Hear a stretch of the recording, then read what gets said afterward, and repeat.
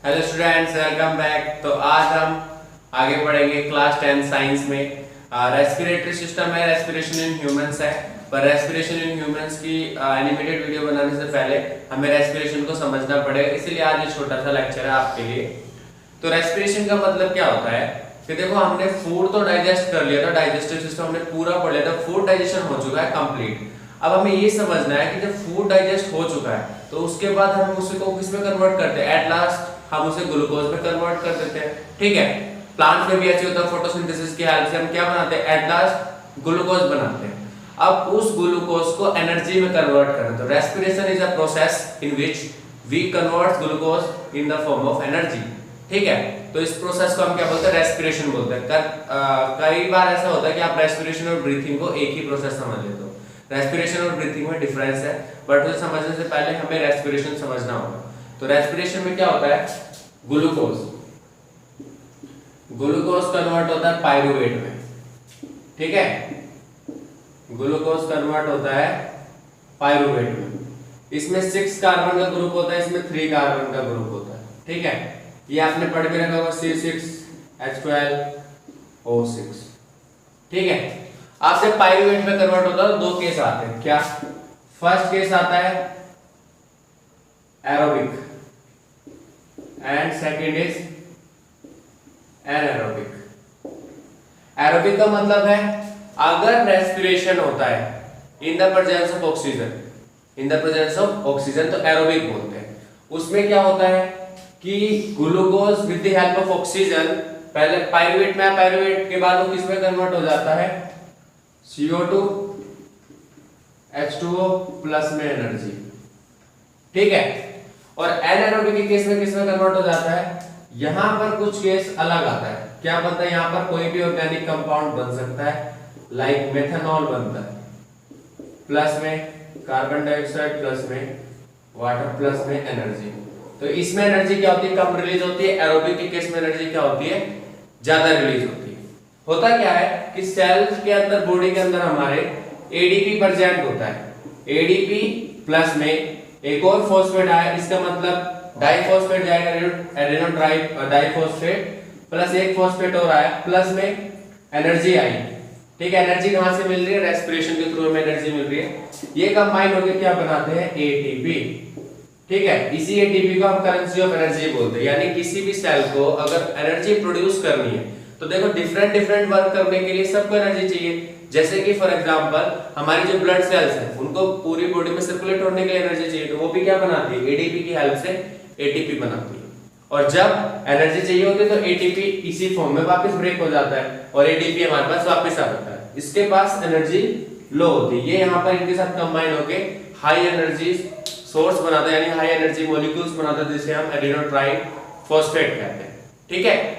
ये ऑक्सीजन और फास्फोरस का एक कॉम्बिनेशन होता है, वो थोड़ा सा ज्यादा डीप में चला जाए, उतना डीप में हमें नहीं जाना। तो ये प्रोसेस था किसका, रेस्पिरेशन का। अब इसमें एक केस और आता है, कौन सा, कि कई बार आपने मसल क्रैम्प के बारे में सुना होगा।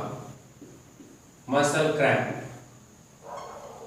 क्रैम्प क्यों होता है, अगर कंप्लीट ऑक्सीजन प्रेजेंट नहीं है। जैसे कि हम कहते हैं ना, कभी भी कि इंजरीज से बचना है तो आप स्ट्रेचिंग करो। स्ट्रेच करने से क्या होता है, ब्लड फ्लो अच्छे तरीके से हो जाता है, उस पर्टिकुलर मसल में ब्लड फ्लो अच्छा हो जाता है। ब्लड फ्लो अच्छा होगा तो ऑक्सीजन की सप्लाई भी कंप्लीट होगी, ठीक है। अगर ऑक्सीजन की सप्लाई कंप्लीट नहीं होती तो वहां पर क्या बन जाता है, लैक्टिक एसिड। इसलिए आपने देखा होगा कि अगर आप काफी लंबे टाइम तक किसी हीट वाली जगह पर हो तो वहां पर क्रैम्प्स आ जाते हैं। मोस्ट ऑफ द टाइम आप क्रिकेट देखो, फुटबॉल देखो, कोई भी ऐसा गेम जहां पर एनर्जी आपको कंटिन्यूअस चाहिए होती है, वहां पर क्या होता है कि आपका जो ब्लड फ्लो है वो कंप्लीट नहीं हो पाता।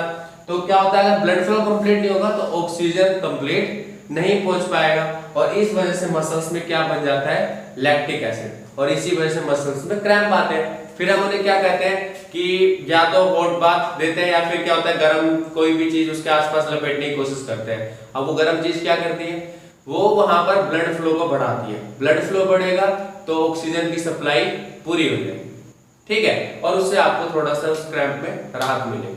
तो क्रैम्पिंग की वजह क्या है कि कंप्लीट सप्लाई ऑफ ऑक्सीजन नहीं हो पाती, इसी वजह से वहां पर एक केस बनता है, ठीक है।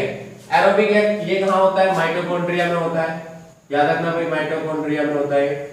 और ये कहाँ होता है आपका यीस्ट में, ठीक है। और ये एक प्रोसेस है, आप इसको एक प्रोसेस भी समझ सकते हो कि शुगर बनाने के लिए एक फर्मेंटेशन वाला प्रोसेस होता है। तो यहाँ फर्मेंटेशन अगर आप लिखो तो वो भी आपको याद रह जाएगा, ठीक है।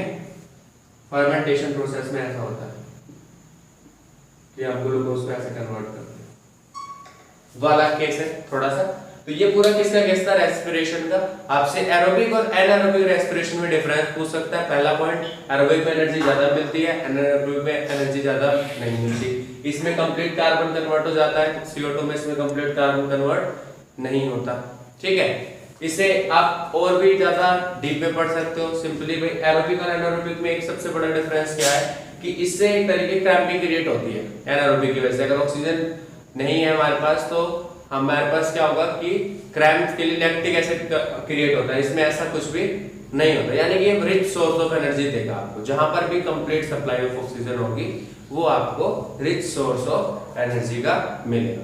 तो ये किसका था, रेस्पिरेशन का। बाकी जो ह्यूमन रेस्पिरेटरी सिस्टम है पूरा, जो लंग्स वाला पार्ट है, वो भी हम अभी समझेंगे, बट वो नेक्स्ट वीडियो में आएगा, एनिमेटेड वीडियो में। मैं कोशिश कर रहा हूँ उसको बनाने में, थोड़ा टाइम भी लग रहा है।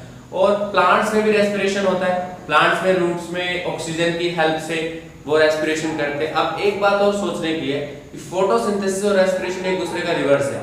फोटोसिंथेसिस में आप ग्लूकोज बनाते हो with the help of oxygen, sorry carbon dioxide, और यहाँ पर with the help of oxygen आप क्या करते हो, एनर्जी बनाते हो, और कार्बन डाइऑक्साइड क्या करते हो, रिलीज करो। तो काइंड ऑफ थोड़ा सा एक दूसरे का अपोजिट केस यहाँ पर आता है, ठीक है, रेस्पिरेशन और फोटोसिंथेसिस।